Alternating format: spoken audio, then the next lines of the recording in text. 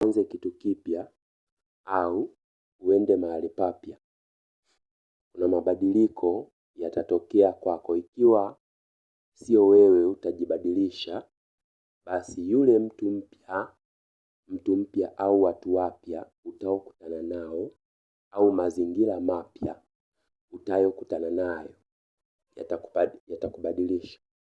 Mfano, kwenye Biblia Danieli 1 mstari wa 3 mpaka wa 7 inasema hivi. Danieli 1:3.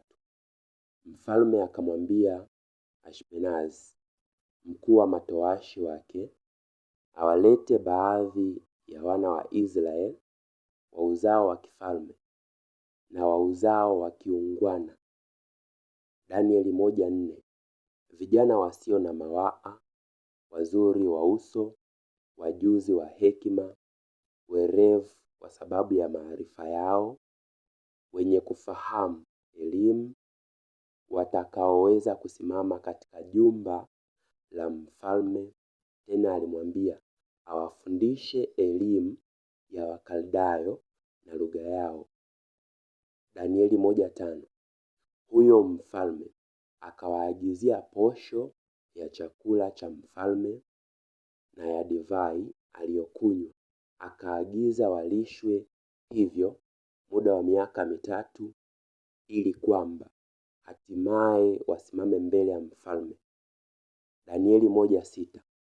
Basi katika hao walikuwepo baadhi ya wana wa Yuda, Danieli na Hanania na Mishaeli na Azaria. Danieli 1:7. Mkuu wa matowashi akawapa majina.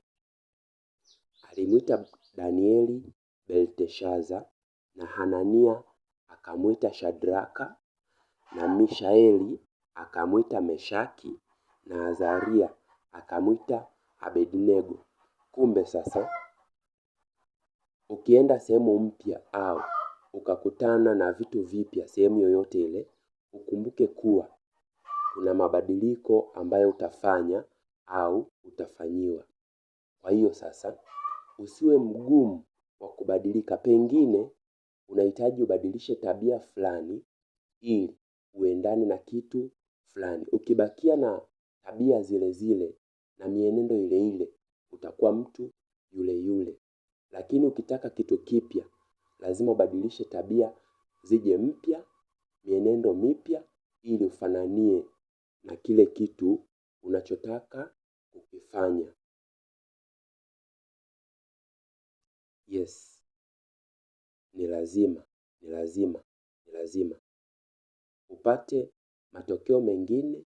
Lazima uwe na tabia zinazoendana na matokeo unayoyahitaji. Unahitaji matokeo yale yale, basi tabia zako ziwe vile vile. Ila kama unahitaji kuwa mtu mpya, lazima ubadilike.